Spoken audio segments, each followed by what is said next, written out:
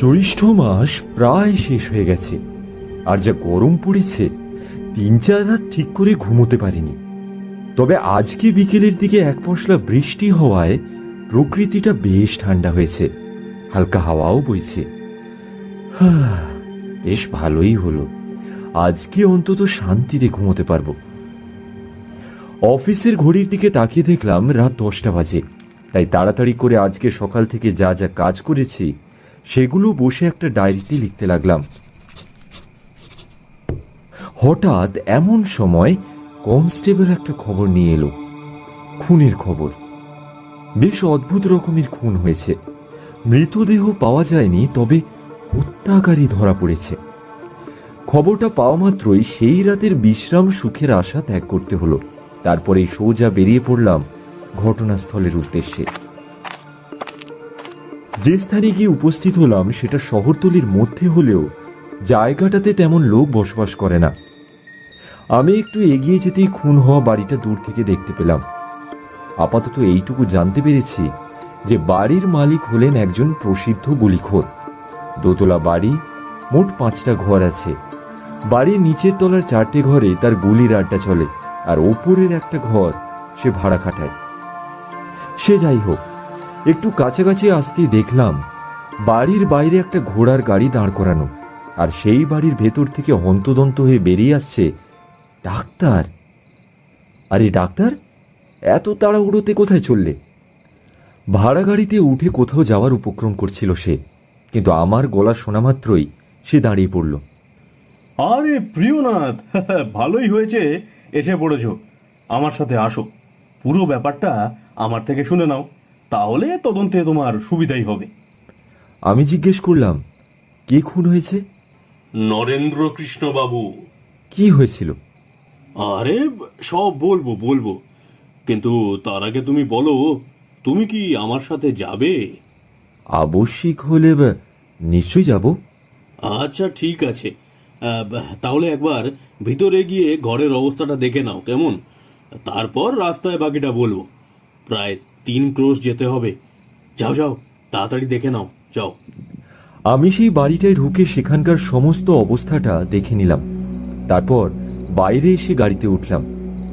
নিস্তব্ধ রাস্তা দিয়ে তীব্র গতিতে গাড়ি চলতে শুরু করলো।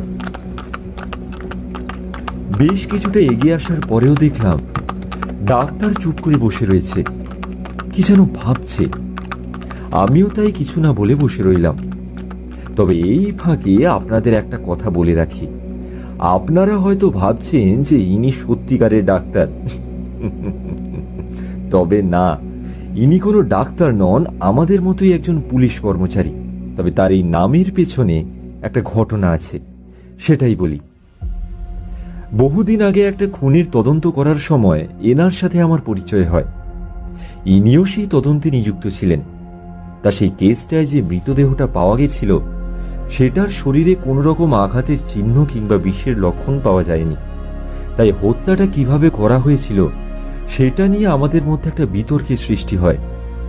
এই মহাশয় তখন বলে ওঠে যে গলা টিপে হত্যা করা হয়েছে, আর পরবর্তীকালে পোস্টমর্টেম রিপোর্টে সেটাই প্রমাণিত হয়। তাই তখন থেকে এই ভদ্রলোককে আমরা ডাক্তার বলে ডাকতে আরম্ভ করি, আর পরবর্তীকালে এই নামেই তার পরিচিতি বেড়ে যায়। সে যাই হোক, প্রায় 1 ঘন্টা যাওয়ার পর দূরের একটা আলোর দিকে ইশারা করে ডাক্তার তার নিস্তব্ধতা ভঙ্গ করল। ওই যে আলোগুলো দেখতে পাচ্ছ, ওখানেই যেতে হবে। তবে বেশিক্ষণ সময় লাগবে না, আর হয়তো মিনিট 15। সে না হয় ঠিক আছে, কিন্তু ব্যাপারটা বলবে কখন? আমরা তো প্রায় এসেই পড়লাম। আরে হ্যাঁ, বলছি বলছি, তোমাকে তখন যে লোকটার কথা বললাম না, নরেন্দ্র কৃষ্ণ বাবু? হ্যাঁ হ্যাঁ হ্যাঁ, নরেন্দ্র কৃষ্ণ। তা নরেন্দ্র কৃষ্ণর বয়স ছিল 37। 1884 সালে সে এখানে এসে বসতি স্থাপন করে। তার যথেষ্ট সম্পত্তি ছিল বলেই সকলে অনুমান করেছিল।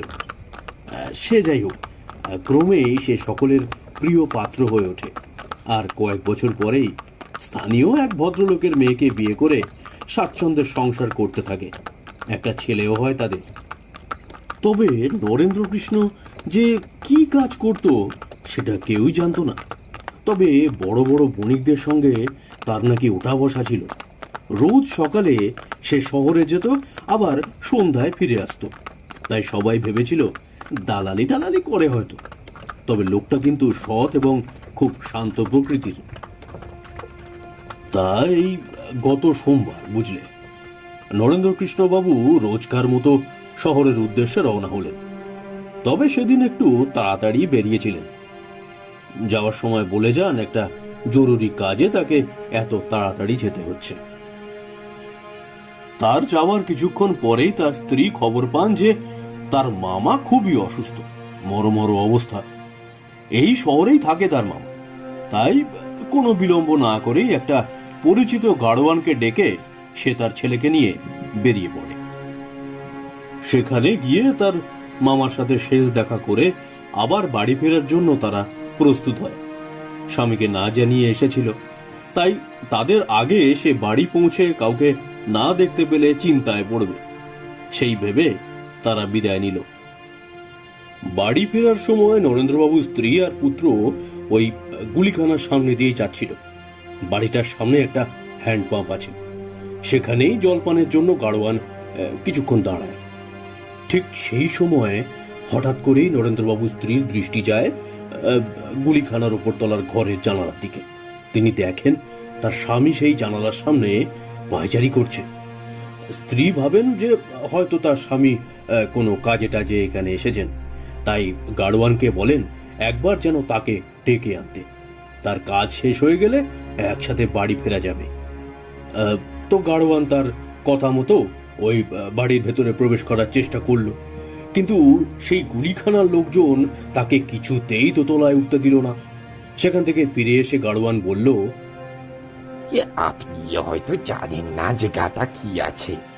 এটা একটা গুলির আড্ডাখানা, চোর বদমাশির ঠিকা, মানে কুকর্ম হয়। এসব জায়গায় কোনো ভদ্রলোক আসে না।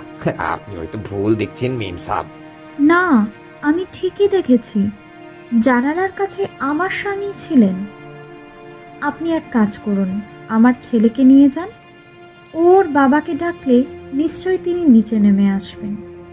আচ্ছা আচ্ছা, ঠিক ঠিক আছে, তাহলে ওর একবার গিয়ে দেখে আসি। এই বলে গাড়োয়ান সেই ছেলেটাকে নিয়ে সেই গুলিখানায় গেল। কিন্তু কিছুক্ষণের মধ্যেই তারা আবার ফিরে এলো। না, কোনো লাভ হলো না। আপনার ছেলে উনি একবার ডাকাডাকি করলো, কিন্তু কোনো সারা শব্দ পেলাম না যে মেম সাহেব। সাড়া পেলেন না? ওনার কোনো ক্ষতি হলো না তো? এইরকম একটা পরিস্থিতিতে সে কি করবে কিছুই বুঝে উঠতে পারছিল না। ঠিক সেই মুহূর্তে রাস্তা থেকে কিছুটা দূরে একজন পুলিশ কর্মচারীকে দেখা গেল। সঙ্গে সঙ্গে সে গাড়োয়ানকে আদেশ দিল তাকে ডেকে আনতে। তারপর সে আসলে তাকে সব ঘটনা জানালো। সব শোনার পর ইন্সপেক্টর বলল, আচ্ছা, আপনি চিন্তা করবেন না, জায়গাটা আমার চেনা। আর তাছাড়া বাড়ির থেকে বেরোনোর তো একটাই দরজা আছে সামনের দিকে, সেখান থেকে আপনার স্বামী না বেরিয়ে থাকলে সে নিশ্চয়ই বাড়ির ভেতরেই আছে। আপনি এক কাজ করুন, আমার সাথে আসুন, ভয়ের কোনো কারণ নেই। এই বলে ইন্সপেক্টর তাকে নিয়ে সেই বাড়িতে প্রবেশ করে। সামনে পুলিশ দেখে লোকগুলোও আর বাধা দিল না। প্রথমে নিচের তলার ঘরগুলো তারা ভালো করে দেখে নেয়, কিন্তু সেখানে নরেন্দ্রবাবুর কোনো সন্ধান পাওয়া গেল না। তারপর তারা উঠে যায় দোতলার ঘরে। সেখানে একজন মুসলমান ফকির থাকত, কিন্তু সেই ঘরে গিয়ে ফকির ছাড়া আর কাউকেই দেখা গেল না। একটু আশেপাশে তাকাতেই কম্বল দিয়ে ঢাকা একটা বড় কাপড়ের পুঁটুলি দেখতে পেল ইন্সপেক্টর। সেটা খুলতেই তার মধ্যে একটা ধুতি, একটা চাদর, একটা পিরান আর একজোড়া জুতো আর মোজা পাওয়া গেল। সেটা দেখা মাত্রই মহিলা কাঁপা কাঁপা গলায় বলে উঠলেন, এই তো, এগুলো তো ওনার পোশাক। আপনি কি নিশ্চিত যে এগুলো তারই পোশাক? হ্যাঁ হ্যাঁ, আমি একদম নিশ্চিত। সোমবার সকালে এগুলো পরেই তিনি বেরিয়েছিলেন। এই রকম পরিস্থিতি দেখে বেশ চিন্তায় পড়ে যায় ইন্সপেক্টর। তারপর ফকিরকে সেই ব্যাপারে জিজ্ঞাসা করে, কিন্তু ফকিরের কথাতে কোনো তথ্যই পাওয়া গেল না। সে শুধু বলল যে পোশাকগুলো তার নয়, আর ওই নামে কাউকেই সে চেনে না। তাছাড়া কিভাবে সেগুলো সেখানে এসেছে সেটাও সে বলতে পারবে না। এইসব শুনে তো ইন্সপেক্টরের একটু সন্দেহ হয়, হয়তো নরেন্দ্রবাবুকে এরাই খুন করেছে। কিন্তু সেটাই যদি হয় তাহলে তার মৃতদেহটা গেল কোথায়? কিছু বুঝতে না পেরে তখন সে আমাকে খবর দেয়, আর তারপর আমি সেখানে অনুসন্ধানে নিযুক্ত হই। আচ্ছা, সেই লোকটার কোনো পরিচয় পাওয়া গেছে? হ্যাঁ, লোকটা একটা ভিখারি। কোম্পানির বাগানের ধারে ওকে প্রায় দেখা যায়। সবাই তাকে নিরীহ লোক বলেই জানে। নিরীহ? তাহলে সে জুয়ার আড্ডায় কি করে? কিছুই করে না। আড্ডার মালিকের কাছ থেকে খবর নিয়েছি, তার মতে এর মতো শান্ত লোক নাকি এ তল্লাটে আর নেই। মাস গেলে 5 টাকা ভাড়া দিয়ে সে ওই ঘরটায় থাকে। আচ্ছা, লোকটা দেখতে কেমন? সে কথা আর জিজ্ঞাসা করো না ভায়া। অতি বিশ্রী দেখতে, মুখে নানান প্রকার দাগ, ঠোঁট উল্টানো, আর একটা পা খোঁড়া। ঘরের মধ্যে নরেন্দ্রবাবুর পোশাক ছাড়া হত্যার অন্য কোনো চিহ্ন পাওয়া গেছে? হ্যাঁ, নদীর ধারের জানালা আছে, সেটার কপাটে আর ঘরের 2-4 জায়গায় রক্তের চিহ্ন দেখতে পাওয়া গেছে। লোকটা কি বলছে? বলছে যে তার হাত কেটে গিয়েছিল, সেই জন্যই রক্তের চিহ্নগুলো রয়েছে। বাস্তবিকই দেখলাম, বুঝলে, যে তার ডান হাতের মধ্যমার অগ্রভাগটা কেটে গেছে, আর তখনও সেখান থেকে রক্ত বেরোচ্ছে। আচ্ছা ডাক্তার, একটা খোঁড়া লোক অমন তেজিয়ান লোককে খুন করতে পারে বলে তোমার মনে হয়? দারোগা, তোমার অনুমান বেশ তুখড় বটে। তবে তোমায় বলে রাখি, ওই লোক খোঁড়া হলে কি হবে, গায়ে ভালোই জোর আছে। সে ইচ্ছা করলে দুজনকে একসাথে খুন করতে পারে। আচ্ছা আচ্ছা, তা আড্ডার মালিক এই ব্যাপারে কি বলছে? নরেন্দ্রবাবু স্ত্রী যখন বাড়ির মধ্যে তার স্বামীকে দেখে তখন আড্ডাধারী নিচেই ছিলেন। সেই ব্যাপারে কিছুই জানে না, এমনকি দোতলার ঘর পর্যন্ত সে যায় না, তাই সে খুনটা করতে পারে না। তবে সেও যে এই ষড়যন্ত্রের মধ্যে আছে সেটা আঁচ করা যায়। তারপর? তারপর আর কি, কিছুক্ষণ সেই জায়গাটা ভালো করে দেখে তারপর ভিখারিটাকে জেরা করার জন্য হাজতে নিয়ে যাওয়া হয়। আর একটা ব্যাপার আমার জানার আছে, নরেন্দ্রবাবুর সব পোশাকই কি ওই একই স্থানে পাওয়া গেছিল? হ্যাঁ, ভালো কথা মনে করিয়েছ। প্রথমে শুধুমাত্র চাপকানটা পাওয়া যায়নি, পরে পাওয়া গিয়েছে। কোথায় জানো? না, কোথায়? বাড়ির পাশের নদীতে। হ্যাঁ, ঠিক ওই জানলাটার নিচে। যখন ভাটা পড়ে তখন চাপকানটা দেখতে পাওয়া যায়। দুটো পকেটে প্রায় 5 টাকার আদুলি ছিল। আর সম্ভবত যখন নরেন্দ্রবাবুর ছেলে তার বাবার সন্ধানে সেখানে যায়, লোকটি তখনই টাকা পয়সাগুলো জানালা দিয়ে ফেলে দেয়। ভেবেছিল পরে সেগুলো আবার নিয়ে আসবে। আর আমার মনে হয় ইন্সপেক্টর সেখানে না গেলে বাকি পোশাকগুলোরও একই দশা হতো। সম্ভব সম্ভব সম্ভব। সে যাই হোক, আপাতত সেই ভিখারিটাকে হাজতে নিয়ে যাওয়া হয়েছে, আর এর আগে তার নামে কোনো কেস আছে কিনা সেটাও খোঁজা হচ্ছে।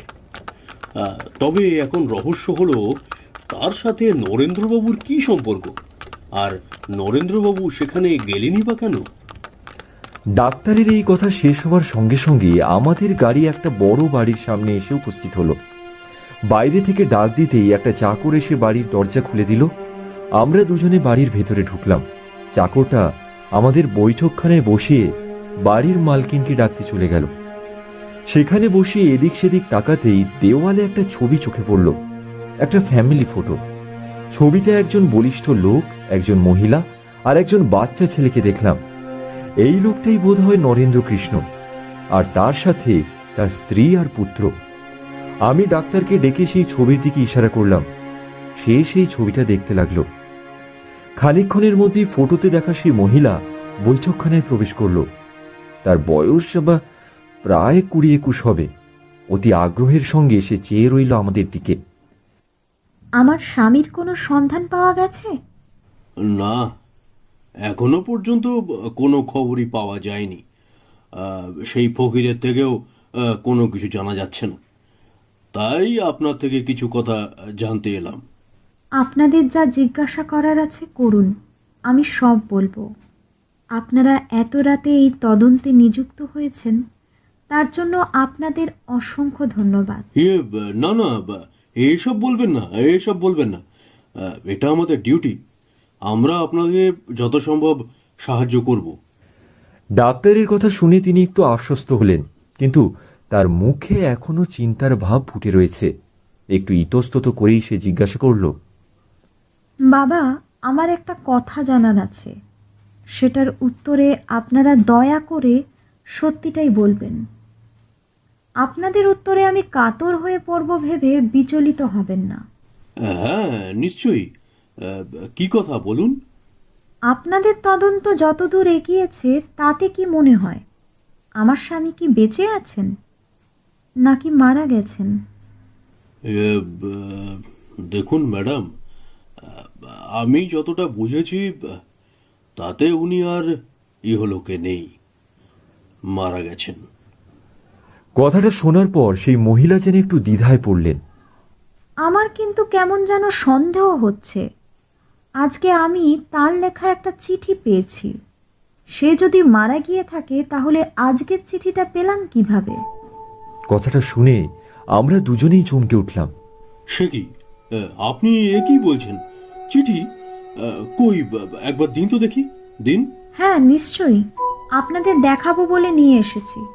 এই নিন। ডাক্তার তার হাত থেকে চিঠিখানা অতি ব্যগ্রভাবে গ্রহণ করলো। সেটা একবার দেখে নিয়ে আমাকে দিল। দেখলাম চিঠিটা আজকের তারিখেই পোস্ট করা হয়েছে। আপনার স্বামীর লেখা আপনি চেনেন? হ্যাঁ, চিনি। চিঠির ভেতরে ওনারই লেখা একটা কাগজ আছে। আমি চিঠিটা খুলে দেখলাম, চিঠির ভেতরে আরো একটা ছোট কাগজ আছে। তাতে লেখা আছে, প্রিয়তম, আমার হঠাৎ অদর্শনে ভয় পেও না। একটা বড় সড়ো সমস্যা হয়েছে, আর তার জন্যেই এই ব্যাপার। তবে খুব শীঘ্রই সমস্ত গোলযোগ মিটে যাবে, তারপর বাড়ি ফিরব। চিন্তা করো না। ইতি, তোমার নরেন। আমি কাগজটা পড়ে সেটা ডাক্তারের দিকে এগিয়ে দিলাম। পুরোটা পড়ার পর ডাক্তার সেই চিঠির খামটা দেখতে লাগলো, আর সাথে সাথেই তার কপালে একটা চিন্তার রেখা ফুটে উঠল। কেমন একটা গন্ডগোল লাগছে। চিঠিতে নামটা যে কালিতে লেখা হয়েছে সেটা আপনিই শুকিয়ে গেছে। বোঝাই যাচ্ছে ব্লটিং পেপার ব্যবহার করা হয়নি, কিন্তু ঠিকানা লেখার কালিটা অন্যরকম। ব্লটিং পেপার ব্যবহার করলে যেমনটা হয়, তাই না? আমাকে প্রশ্ন করতেই আমি উকি দিলাম। দেখলাম ডাক্তার ঠিকই বলেছে। ঠিকানা লেখাটাতে হালকা তফাৎ আছে। মনে হচ্ছে যেন নামটা আগে লেখা হয়েছে, তারপর ঠিকানা জানার জন্য অন্য কোথাও গিয়ে তারপর বাড়ির ঠিকানাটা ব্লটিং পেপার দিয়ে ছাপানো হয়েছে। আপনি নিশ্চিত তো এই লেখাটা আপনার স্বামীর? হ্যাঁ, আমি একদম নিশ্চিত। কিন্তু মা, আমার তো বেশ সন্দেহ হচ্ছে।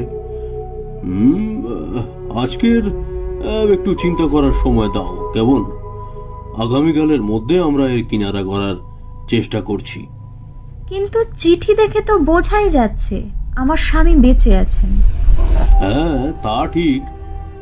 তবে এমনও তো হতে পারে যে চিঠিটা মৃত্যুর আগে লেখা হয়েছিল, আর যাকে এটা পোস্ট করতে দেওয়া হয় সে আজকে সেটা ডাকে ফেলেছে। কথাটা শুনে মহিলাটা বেশ হতাশ হয়ে পড়লেন। হ্যাঁ, সেটাও হতে পারে, কিন্তু আমার মন বলছে যে ওনার কিছুই হয়নি। তার কোনো অনিষ্ট হলে আমি বুঝতে পারি। কিছুদিন আগে ওনার হাত কেটে গেছিল, আমি সেটা জানতাম না, তবু আমার মন কেমন যেন আনচান করে উঠেছিল। মনে হয়েছিল কারোর কিছু একটা হয়েছে। তাই বলছি, আপনারা একটু দেখুন। আমার মন বলছে সে বেঁচে আছে। কিন্তু মা, সে যদি বেঁচে থাকে তাহলে বাড়ি ফিরছে না কেন? সেটা আমি বলতে পারবো না। আচ্ছা, সোমবার যখন তিনি বেরোন তখন কি কিছু বলে গেছিলেন? না, কিছুই বলেননি। তবে ওই গুলির আড্ডায় তাকে দেখে বেশ আশ্চর্যই হয়েছিলাম। তিনি যে সেখানে যায় সে বিষয়ে কিছুই জানতাম না আমি। আপনি যখন তাকে দেখেছিলেন তখন কি উনিও আপনাকে দেখতে পেয়েছিলেন? হ্যাঁ, আর সেই সময় একটা অস্পষ্ট শব্দ করে হাতও তুলেছিলেন। ঠিক আছে, আমরা তাহলে এখন আসি। তদন্ত করে কাল যা জানতে পারবো এসে জানাবো। এখন আসলাম। এই বলে আমরা বেরিয়ে পড়লাম। এই কেসটা সুরাহা কিভাবে করব সেটা নিয়ে আলোচনা করতে করতে কিছুটা রাস্তা একসাথে এলাম। তারপর যে যার বাড়ি চলে গেলাম। বাড়িতে এসে খাওয়া দাওয়া সেরে ঘুমোতে গেলাম, কিন্তু পারলাম না। কেসটার অনুসন্ধান নিয়ে নানান চিন্তা মাথায় ঘুরপাক খেতে লাগলো। একটা সুস্থ স্বাস্থ্যবান ভদ্রলোক যাকে কিনা দেখা গেছিল একটা গুলির আড্ডায়, লোকটা কি করছিল সেখানে? বিপদে পড়েছিল নাকি ওই গুলির আড্ডার সাথে তার কোনো সম্পর্ক আছে? আর তার পেশাই বা কি? না, আপাতত খুনের ব্যাপারটা নিয়ে ভাবা যায়। দোতলা ঘর, বাড়ির মালিক আর তার সাঙ্গপাঙ্গরা নিচের তলায় ছিল, আর ওপর তলায় ছিল নরেন্দ্র কৃষ্ণ বাবু আর সেই ভিখারি। যদি ধরে নেই যে ভিখারিটাই তার মুখ চেপে ধরে খুন করেছে, তাহলে ডেড বডিটা কোথায়? আর পোশাকগুলো সে কেনই বা রেখে দিল? কেসটা সত্যিই অদ্ভুত।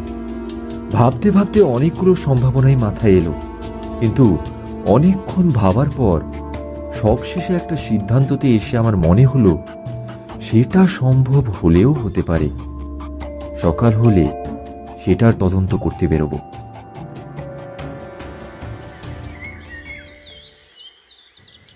সারা রাত ভাবার পর ভোরবেলা একটু ঘুম এলেও সেটাও বেশিক্ষণ টিকল না। হঠাৎ একটা কণ্ঠস্বর শুনে ঘুমটা কেটে গেল। প্রিয়নাথ, ও প্রিয়নাথ, ভোর হয়ে গেছে তো। বাইরে বেরিয়ে দেখলাম ডাক্তার এসেছে। সুপ্রভাত ডাক্তার, সকাল সকাল এসে ভালোই করেছ। একটা জায়গায় যেতে হবে, যাবে নাকি? হ্যাঁ অবশ্যই, সেটা আবার জিজ্ঞাসা করতে হয় নাকি? চলো। ঠিক আছে, আমি তাহলে তৈরি হয়ে নিচ্ছি, তুমি বসো। আমি তাড়াতাড়ি ঘরে গিয়ে জিনিসপত্র গুছিয়ে নিলাম। তারপর বাইরে এসে ডাক্তার যে গাড়িতে এসেছিল সেই গাড়িতেই উঠলাম। রাস্তায় যেতে যেতে ডাক্তার জিজ্ঞাসা করলো, তা এখন কোথায় যাচ্ছি আমরা? যাচ্ছি একটা জায়গায়, তবে তোমাকে একটা কথা বলার আছে। আমার মনে হচ্ছে তুমি একটা গণ্ড মূর্খর মতো কাজ করেছো। আমি আমি আমি আবার কি করলাম? তুমি প্রথমেই একটা ভ্রমকে আঁকড়ে ধরেই মোকদ্দমার অনুসন্ধান শুরু করেছো। এই কেসটা শুনে আমি যা আন্দাজ করেছি সেটা যদি ঠিক হয় তাহলে এখনই কেসটা সুরাহা হয়ে যাওয়ার সম্ভাবনা আছে।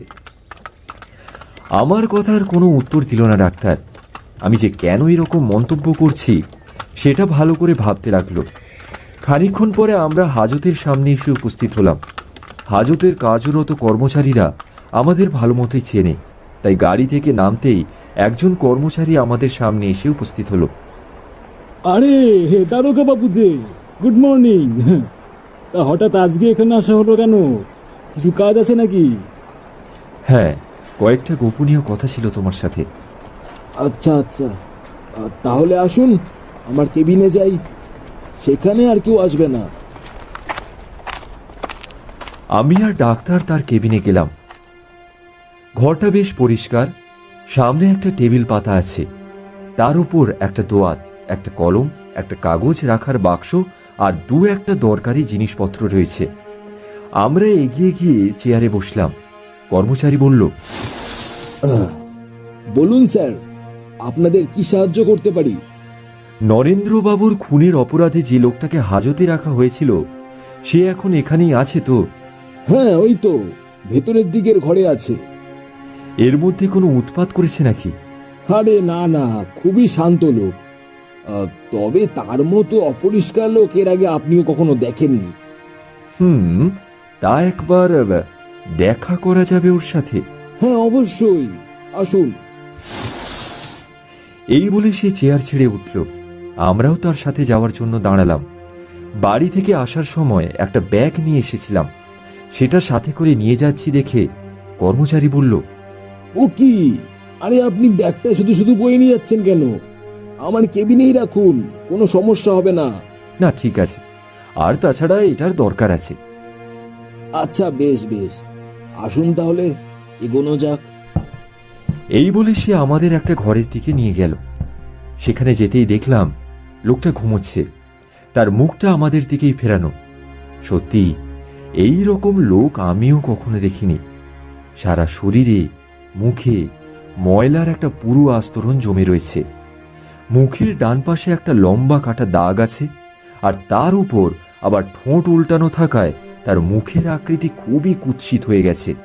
তবে একটা ব্যাপার, এর আগে আমি অনেক চোর আসামি ধরেছি, তাদের আকৃতি হাবভাব দেখে তাদের মনের ভাব অনুমান করার ক্ষমতা আমার আছে, কিন্তু একে দেখে খারাপ লোক মনে হলো না।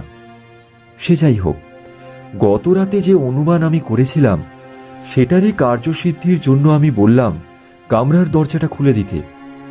জেলের কর্মচারী সেটা খোলা মাত্রই দরজার আওয়াজে ভিখারিটা জেগে গেল আর ধড়মড়িয়ে উঠে বসে অবাক দৃষ্টিতে আমাদের দেখতে লাগলো। দেখলেন তো স্যার, আমি বলেছিলাম না, এরকম কাদাকার ব্যক্তি আপনিও হয়তো কখনো দেখেননি। ঠিকই বলেছ, তবে কি জানো, এর মুখটা একবার পরিষ্কার করে দেখতে খুব ইচ্ছে করছে। আমার কথা শুনতেই লোকটা গুটিসুটি মেরে গেল। আমি তাই সঙ্গে সঙ্গে বললাম, তোমরা ওর দুহাত দুটো ভালো করে চেপে ধরো তো। আমার আদেশ পেয়ে ডাক্তার আর ইন্সপেক্টর ওর দুই হাত চেপে ধরল। এরই মধ্যে আমি আমার ব্যাগ থেকে একটা স্পঞ্জ বের করে ফেললাম। তারপর ঘরের মধ্যে রাখা জলের পাত্রে সেটাকে ভিজিয়ে জোরে জোরে সেটা ঘষতে লাগলাম লোকটার মুখে। এত ধস্তাধস্তিতে লোকটা শুধু অস্ফুট শব্দ বের করা ছাড়া আর কিছুই করতে পারল না। খানিকক্ষণ পরেই লোকটার মুখের সব ময়লা সরে গেল। মুখের কাটা দাগ, উল্টানো ঠোঁট সব স্বাভাবিক হয়ে গেল, আর প্রকাশ পেল তার আসল মুখ। নরেন্দ্র কৃষ্ণ? চাপা গলায় বলে উঠল ডাক্তার। হ্যাঁ, ইনি হলেন আমাদের নিখোঁজ ব্যক্তি। তার মানে ইনি নিজেই নিজের নিখোঁজ হওয়ার ভান করলেন? কিন্তু কেন? সেটা তো ইনি বলতে পারবেন। আচ্ছা ইন্সপেক্টর, এনার স্নানের একটু ব্যবস্থা করে দাও, আর তার সাথে দুজন কনস্টেবলকে বলো এনাকে পাহারা দিতে, নয়তো আবার পালিয়ে যাবেন। ঠিক আছে স্যার। এই বলে ইন্সপেক্টর কয়েদিকে নিয়ে চলে গেল, আর আমরা গিয়ে তার কেবিনে বসলাম। খানিকক্ষণ পরে ইন্সপেক্টর ফিরে আসতেই জিজ্ঞাসা করল, দারোগা বাবু, ব্যাপারটা কি হলো বলুন তো। হ্যাঁ প্রিয়নাথ, আমিও তো কিছুই বুঝতে পারছি না। আর তুমি কি করে বুঝলে যে ইনি নরেন্দ্র কৃষ্ণ? বলছি সব বলছি। কালকে যখন রাতে ঘুমোতে গেলাম তখন অনেক প্রশ্নই মাথায় ঘুরছিল, কিন্তু কোনোটারই সঠিক উত্তর খুঁজে পাচ্ছিলাম না। তখন হঠাৎ করে একটা কথা মনে পড়ল। আচ্ছা ডাক্তার, আমরা যখন নরেন্দ্র কৃষ্ণবাবুর বাড়িতে যাই তখন তার স্ত্রী আমাদের বলেছিল যে এনার হাত কেটে গেছিল, মনে আছে? হ্যাঁ, ডান হাত। এই কথাটা মনে পড়তেই মাথায় এলো যে অভিযুক্ত ব্যক্তিরও ডান হাতের আঙুল কেটে গেছে। তবে শুধু এটাই কিন্তু আমার সন্দেহের কারণ নয়, আরও আছে। যেমন নরেন্দ্র কৃষ্ণবাবুর স্ত্রী যখন তাকে দেখতে পায় আর যখন পুলিশ সেই ঘরে পৌঁছয়, সেই সময়ের মধ্যে একটা খুন করে তার দেহ সরানো চারটিখানি কথা নয়, বিশেষ করে একজন খোঁড়া লোকের পক্ষে তো নয়। তার উপর আবার নরেন্দ্র কৃষ্ণবাবুর পোশাকগুলো খুলে রাখা হয়েছিল। এই সব কথা ভাবতে ভাবতে মাথায় এলো যে হয়তো ইনি নরেন্দ্র কৃষ্ণ, আর নিজের নিখোঁজ হওয়ার ঘটনা ঘটিয়ে ভিখারির অভিনয় করছেন। কিন্তু কেন করছেন সেটার উত্তর তো নরেন্দ্র কৃষ্ণ নিজেই দিতে পারবেন। আরে এই তো এসে গেছেন। আসুন নরেন্দ্র কৃষ্ণ বাবু, আসুন। আমার কথা শেষ হওয়ার আগেই কখন যে নরেন্দ্র কৃষ্ণ এসে হাজির হয়েছে খেয়াল করিনি। আবার ভালোই হলো, এবার আপনার মুখ থেকে পুরো ব্যাপারটা শুনব। আপনার বাড়িতে খবর পাঠিয়ে দিচ্ছি, ওদের আসার আগেই হয়তো আপনার বক্তব্য শেষ হয়ে যাবে। না না, দয়া করে ওদের ডাকবেন না। আমি চাই না ওরা এটা জানুক। ওনার এইরূপ প্রতিক্রিয়ায় আমরা বেশ অবাক হলাম। ডাক্তার এবার বলল, জানাবো না, কিন্তু কেন? ব্যাপারটা একটু খুলে বলুন তো। বলছি বলছি আমি সব বলছি। আমার নাম নরেন্দ্রকৃষ্ণ ভট্টাচার্য। আমার বাবা একটা সরকারি স্কুলের শিক্ষক ছিলেন, তাই আমার শিক্ষা লাভের বিষয়ে তিনি কোনো রকম ত্রুটি রাখেননি। কিন্তু বিদ্যা লাভ করলেই যে অর্থ উপার্জন করা যাবে এমন কোনো কথা নেই। আমারও তাই হলো, একটা চাকরি জোটাতে পারলাম না। তবে অবশেষে অনেক কষ্টের পর একটা খবরের কাগজের অফিসে কাজ পেলাম। একদিন কাজ করতে করতে খবরের কাগজে একটা বিজ্ঞাপন দেখলাম। তাতে লেখা ছিল, যে লোক ভিক্ষাবৃত্তি সম্বন্ধে একটি প্রবন্ধ লিখতে পারবে তাকে বেশ মোটা টাকার পুরস্কার দেওয়া হবে। কাজ করে যা আয় করতাম তা খুবই কম, তাই এ সুযোগ আমি হাতছাড়া করলাম না। ছোটবেলায় কয়েকটা থিয়েটার করেছিলাম, ভালো ছদ্মবেশ নিতে পারতাম, তাই কাউকে না জানিয়ে ভিখারি সেজে শহরে বেরিয়ে পড়লাম। আমার ছদ্মবেশ তো আপনারা দেখেছেন। সেই ছদ্মবেশে যখন ভিক্ষাবৃত্তি শুরু করলাম তখন প্রথম দিনই 20 টাকা উপার্জন করি। কিছুদিন পর দেখলাম ভিক্ষাবৃত্তি করে অনেক টাকাই আয় হচ্ছে। তবে যখন প্রবন্ধ লেখার মতো সব তথ্য জোগাড় হয়ে গেল তখন এই কাজ বন্ধ করে প্রবন্ধ লিখে পাঠিয়ে দিলাম অফিসে। আর আমারটাই শ্রেষ্ঠ রূপে গণ্য হলো। প্রথম পুরস্কার, অনেক টাকাও পেলাম। এখানে এসে একটা বাড়ি কিনলাম, বিয়ে করলাম, একটা ছেলেও হলো। সবাই জানতো আমার যথেষ্ট সম্পত্তি আছে, কিন্তু কাগজের অফিসে কাজ করে তেমন আয় হতো না, তাই পেশা সম্পর্কেও কাউকে জানাইনি, আমার স্ত্রীকেও না। পুরস্কারের জমানো টাকা আর মাইনে দিয়েই সংসার চলছিল। কিন্তু হঠাৎ একদিন কাজে যাওয়ার পথে একজন মহাজনের সাথে দেখা হলো। এককাল তার থেকে 250 টাকা ধার করেছিলাম, এখন সুদে আসলে অনেক গুণ বেড়ে গেছে। আমাকে পাওয়া মাত্রই সে তার টাকা ফেরত চাইল, এমনকি প্রাণের হুমকিও দিল। সেই সময় কি করব সেটা ভাবতে ভাবতেই হঠাৎ করে ভিক্ষাবৃত্তির কথাটা মনে পড়ল। তাই প্রতি সপ্তাহে কিছুদিন ছুটি নিয়ে আমি আবার ভিক্ষাবৃত্তি শুরু করলাম। তবে আমি ছাড়া এই কথা শুধুমাত্র গুলিখানার মালিক জানতো, কারণ তার বাড়ির ওপরতলার ঘরটায় আমি ছদ্মবেশ ধরতাম। মাস গেলে কিছু টাকাও দিতাম তাকে। এইভাবেই চলছিল। টাকা যা উপার্জন হতো তাতে ধারও প্রায় ভালোভাবেই শোধ হচ্ছিল, আর বাড়তি টাকাও আসছিল। কিন্তু কপাল এমনই যে যেদিন ধার মিটিয়ে ফিরলাম সেই দিনই ঘটনাটা ঘটে। গলির আড্ডায় ফিরে এসে জানলার ধারে দাঁড়িয়ে বাড়তি টাকাগুলো গুনছিলাম। হঠাৎ সেই সময় দেখি রাস্তায় আমার স্ত্রী দাঁড়িয়ে আমার দিকেই তাকিয়ে আছে। চমকে গিয়ে হাতটা ওপরে উঠে গেল আর চাপকানটা জানলা দিয়ে পড়ে গেল। খুব চিন্তায় পড়ে গেলাম, কি করব কিছুই বুঝতে পারছিলাম না। আমার স্ত্রী পুত্র যদি সত্যিটা জেনে যায় তাহলে তাহলে কি হবে? তাই আবার ভিখারির ছদ্মবেশ ধারণ করে এমন ভ্রম সৃষ্টি করলাম যাতে মনে হয় আমি নিখোঁজ হয়েছি, আর সেই সাথেই একটা চিঠি লিখে একটা লোককে দিয়ে পাঠিয়ে দিলাম আমার স্ত্রীকে দেওয়ার জন্য। কিন্তু নরেন্দ্রকৃষ্ণ বাবু, এই ব্যাপারটা যদি ধরা না পড়তো তাহলে তো আপনার যাবজ্জীবন কারাদণ্ড নিশ্চিত ছিল। তাতে আমার কিচ্ছু যায় আসে না। এতে আমার ফাঁসি হলেও আমি চুপ করে সেটা মেনে নিতাম, কিন্তু আমার সত্যিটা আমার পরিবারের সামনে প্রকাশ হতে দিতাম না। আমি এতক্ষণ চুপ করে পুরো ঘটনাটা শুনছিলাম। এবার বললাম, নরেন্দ্রবাবু, আপনি যেহেতু কোনো অপরাধ করেননি তাই আমি আপনাকে মুক্তি দিলাম, কিন্তু এরপর থেকে ভিক্ষাবৃত্তির কাজটা আপনাকে চিরকালের জন্য বন্ধ করতে হবে। আর হ্যাঁ, আমার কথা শুনুন, আপনার স্ত্রীকে সবকিছু খুলে বলে দিন, এতে আপনার উপকারী হবে। এবার যান, ডাক্তার আপনাকে আপনার বাড়িতে পৌঁছে দেবে। আচ্ছা ঠিক আছে স্যার। এই বলে নরেন্দ্র কৃষ্ণবাবু ডাক্তারের সাথে বেরিয়ে গেলেন।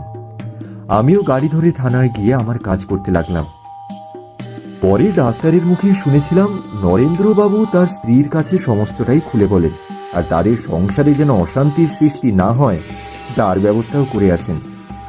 তবে এই মোকদ্দমার কথা পরে খবরে ছাপা হলে যারা যারা কেসটা পড়েছিল তারা সবাই প্রথমে পুলিশকে গালি দিয়েছে।